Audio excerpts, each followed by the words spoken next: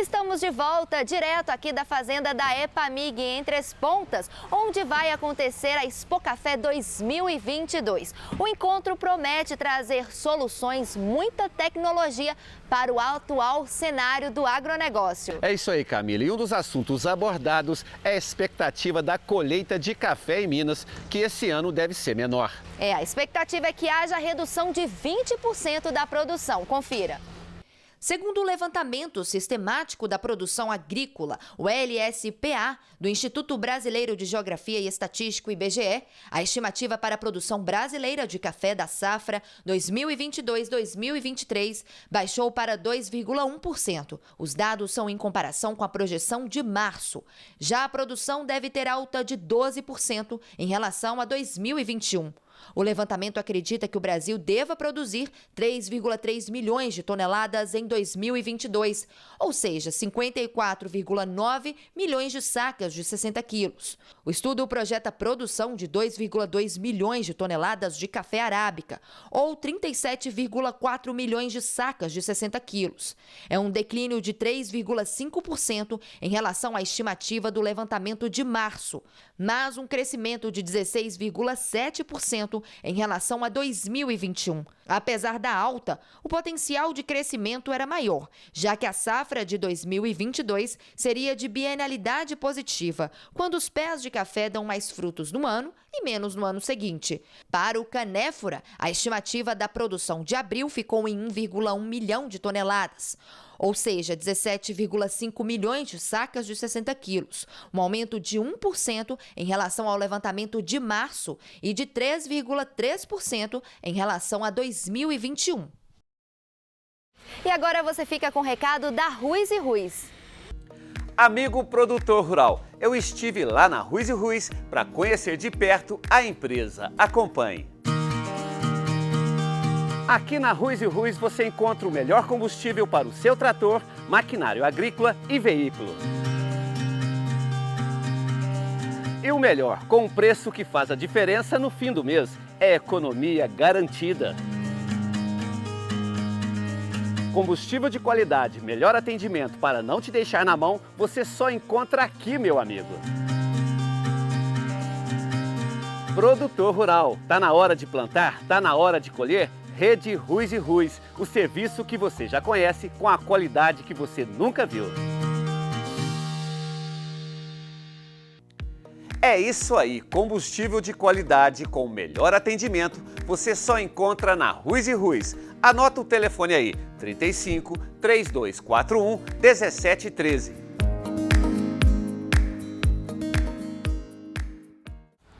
E aí, tá pensando em produzir um café especial? A Camila traz agora uma dica importante, não é isso, Camila? Isso mesmo, Cláudio. Eu mesmo estive na Serra da Mantiqueira e vamos aí desvendar alguns segredinhos para a produção de café especial. E você vai conferir agora no quadro Singenta Responde.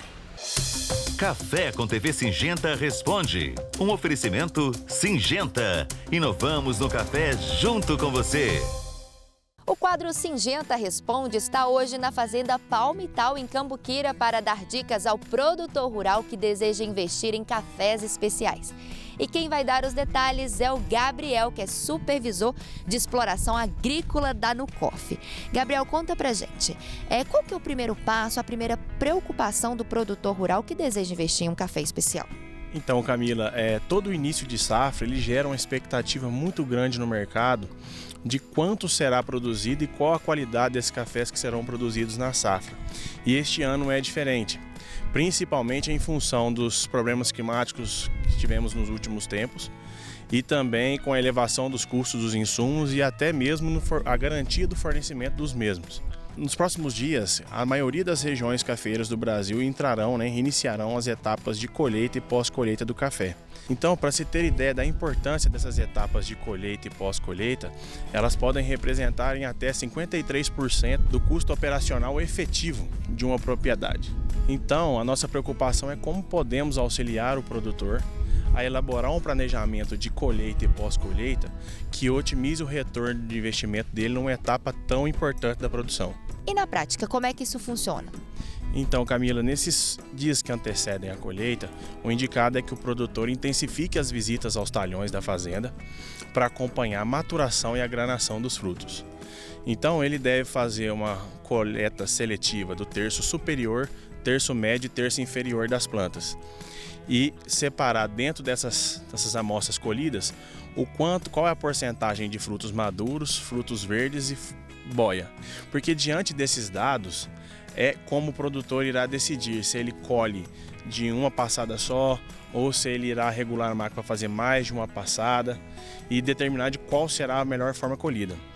No geral, a gente pode dizer que quanto mais homogêneo é a matéria-prima colhida, maior a tendência desses cafés ser avaliado como um fruto especial.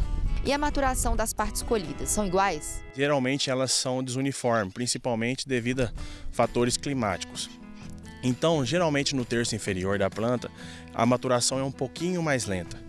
Então, quando se for conferir a granação dos frutos, o ideal é pegar frutos verdes da parte inferior da planta, abrir esses grãos e conferir se eles já estão granados ou se ainda eles estão no estágio leitoso. E antes da colheita, eu consigo prever de como que vai ser essa qualidade do talhão? Sim, para isso o produtor ele deve fazer análise de potencial de qualidade. Então, durante as visitas aos talhões, o produtor ele tem que colher somente frutos maduros, por onde tem o maior potencial de qualidade. Esse volume colhido ele deve repartir em 3 porções. E aí ele vai fazer uma porção, ele vai fazer um processamento natural.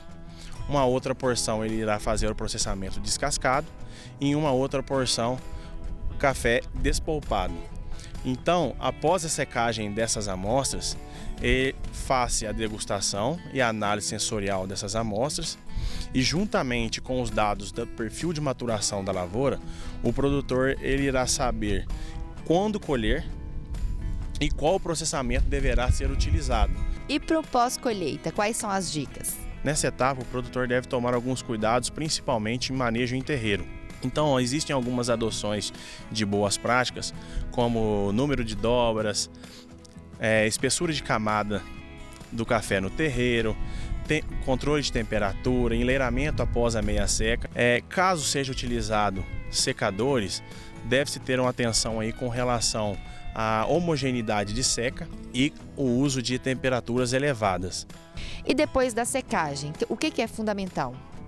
Então, os cafés devem ser secos até 11% de teor de água. Eles devem ser armazenados em um ambiente limpo, longe de defensivos agrícolas, fertilizantes e outros produtos contaminantes. E para cafés especiais, o indicado é trabalhar com sacaria ou bags de alta barreira. Essas embalagens oferecem uma proteção e dificultam a troca entre o café e o ar ambiente de umidade e gases. Além desses cuidados, a infraestrutura é interessante?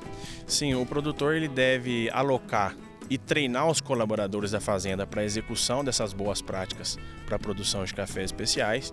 E com relação às máquinas e equipamentos, o produtor antecipadamente deve fazer a manutenção preventivas. E caso seja necessário, o produtor também deve fazer a manutenção corretiva para que o seu planejamento se mantenha durante a colheita e após colheita. Obrigada pelas dicas, Gabriel. E lembrando agora que são dicas importantes, principalmente agora nesse período de colheita. Lembrando que você também pode contar com as tecnologias e também o suporte da Syngenta. O quadro Syngenta Responde fica por aqui e, claro, voltamos semana que vem. Café com TV Syngenta Responde. Um oferecimento Syngenta. Inovamos no café junto com você. E daqui a pouco aqui no Café com TV você vai conferir a produção de milho. E tem também um giro de notícias do nosso agronegócio. Não saia daí, a gente volta daqui a pouco.